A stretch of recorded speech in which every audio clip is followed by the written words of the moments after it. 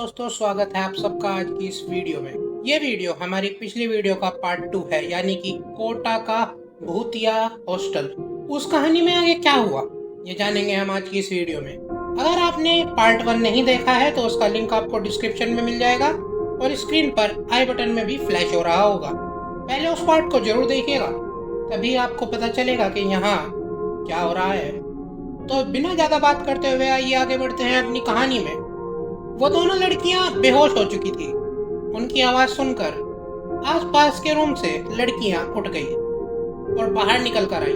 Hostel की warden को भी वहां बुलाया गया। उन दोनों लड़कियों को वहां से उठाकर मेडिकल रूम में ले जाया गया। उसके बाद उन दोनों को होश में लाया गया।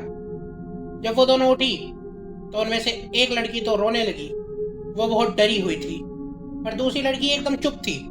वो शांत एक बिस्तर पर बैठी थी। जब उन दोनों से पूछा कि उन दोनों के साथ क्या हुआ था, तो जो लड़की शांत बैठी थी वो अचानक से बोल उठी कि वो सीमा है, उसकी आत्मा भटक रही है। मैंने उसका चेहरा साफ साफ देखा है। जिन लड़कियों को सीमा के बारे में पता था, जो लड़कियां सीमा को जानती थी, वो बहुत बुरी तरह डर गई। वार्डन ने उनको कहा कि तुम लोगों को हो क्या गया है, क्या सब की सब पागल हो गई हो? जिस पर उस लड़की ने कहा कि मैडम, अगर आपको लगता है कि हम झूठ बोल रहे हैं तो आज की रात आप उस फ्लोर पर बिताओ, पर हम तो घर जा रहे हैं। ये बात होने पर उनकी वार्डन ने कहा कि ठीक है, आज की रात मैं सीमा के रूम में ही बिताऊंगी, देखेंगे कि तुम लोग कितना सच बोल रहे हो और कितना झूठ। उस रात को आधी लड़कियां उस फ्लोर से अपने घर चली गई और बाकी आधी जो नहीं जा पाई थी वो अपने अपने रूम के अंदर डरी सहमी सी बैठी थी। वार्डन उस रूम में थी जिस रूम में सीमा ने सुसाइड किया था। पूरे हॉस्टल में अजीब सा सन्नाटा और डर फैला हुआ था। वार्डन जो उस रूम में सोई हुई थी, रात के तकरीबन 3 बजे अचानक से उसको लगा उसके बाल किसी ने बहुत जोर से खींचे हैं। वार्डन हड़बड़ाकर उठ गई, उसकी धड़कनें तेज हो गई थी। उसने लाइट ऑन की और पूरे कमरे में अच्छे से देखा। उसने पर्दों के पीछे, बेड के नीचे, कबर्ड के अंदर हर जगह देखा, पर उसको कोई भी दिखाई नहीं दिया। वार्डन को आकांक्षा की बातें याद आ रही थी। वो घबरा रही थी, पर फिर से लेट गई। उसने लाइट बंद नहीं की। वो सोने की कोशिश कर ही रही थी कि तभी उसको अपने ऊपर कुछ भारी चीज महसूस होने लगी और एकदम से किसी ने उसका गला दबा दिया। उसने आंख खोली तो देखा कि सीमा उसके ऊपर बैठी है, जो उसका गला दबा रही है। सीमा का भयानक चेहरा वार्डन की आंखों के बिल्कुल सामने था। वार्डन छटपटाने लगी। वो चिल्लाना चाह रही थी पर चिल्ला नहीं पा रही थी। उसने अपने अंदर की सारी ताकत इकट्ठा की और जोर से चीख मारी और बेहोश हो गई। आसपास के हर रूम में लड़कियां उसके चिल्लाने की आवाज सुनकर बहुत डर गई और पूरे हॉस्टल में शोर मच गया। हॉस्टल के गार्ड भागते हुए उस रूम के अंदर आए। उन्होंने दरवाजा तोड़ा और जब अंदर गए तो उन सब ने देखा कि वार्डन बेहोश पड़ी है।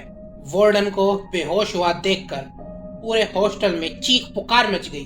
वार्डन को वहां से मेडिकल रूम में ले जाया गया। जब उसको होश आया तो वो बहुत बुरी तरह से डरी हुई थी। जब सबने उससे पूछा कि क्या हुआ, तो उसने बताया कि उसके साथ वहां क्या क्या हुआ था। वार्डन बुरी तरह से डरी हुई और घबराई हुई थी। उसकी बातें सुनकर हॉस्टल की सारी लड़कियां बहुत बुरी तरह से डर गई। वार्डन ने रात को ही हॉस्टल के मालिक को बुलाया और उसको सारी बातें बताई। हॉस्टल का मालिक ये सब सुनकर बहुत घबरा गया। उसने सब लड़कियों को कहा कि आप लोग शांत रहो, मैं किसी भी लड़की या स्टाफ मेंबर को कुछ नहीं होने दूंगा।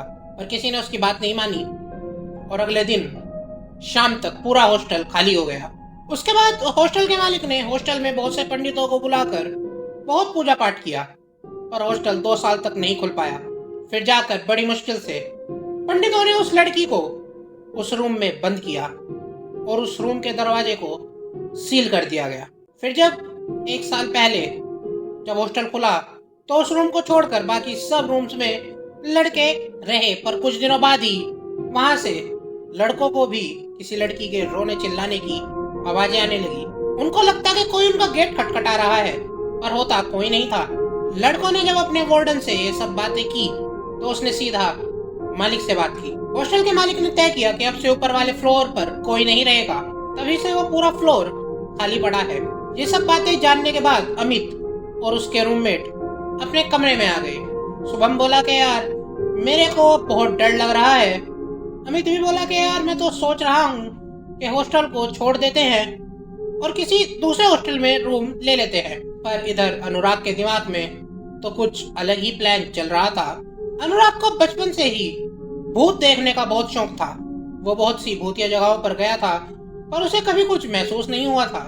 इसीलिए उसने तय किया कि चाहे जो हो वो एक बार तो ऊपर के फ्लोर पर जाकर उस लड़की को देखने की कोशिश जरूर करेगा। उस रात को जब सब सो रहे थे तो रात के करीब 2 बजे वो अपने रूम से बाहर निकलकर अपने फोन की लाइट जलाकर सीढ़ियों से धीरे धीरे ऊपर जाने लगा। वो जैसे जैसे ऊपर चल रहा था उसकी दिल की धड़कनें तेज होती जा रही थी। जब वो उस फ्लोर के कॉरिडोर में पहुंचा जो उसको लगा कि वो हिमालय के किसी पहाड़ पर खड़ा है। गर्मी के उस मौसम में पूरे राजस्थान में उससे ठंडी जगह नहीं हो सकती थी। वो धीरे धीरे चलता हुआ उस रूम की तरफ बढ़ता है। उसके कदमों की आवाज गूंज रही थी।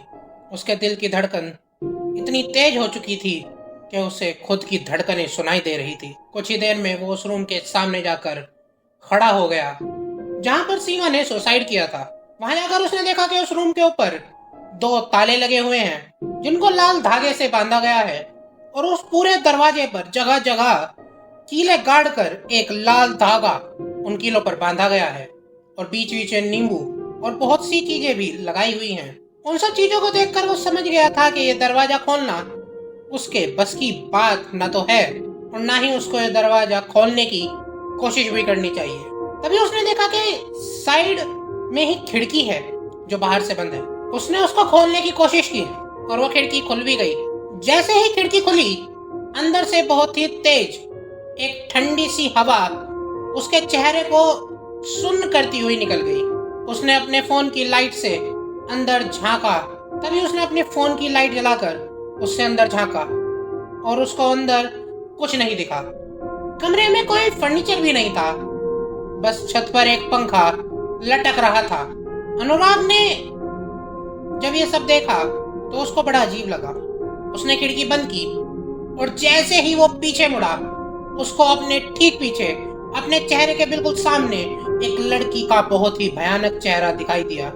उस लड़की की आंखें बिल्कुल काली थी और चेहरा बिल्कुल सड़ गया था। वह देखकर हंस रही थी। उसके दांत सड़े हुए थे। उससे बहुत ही बुरी बदबू आ रही थी।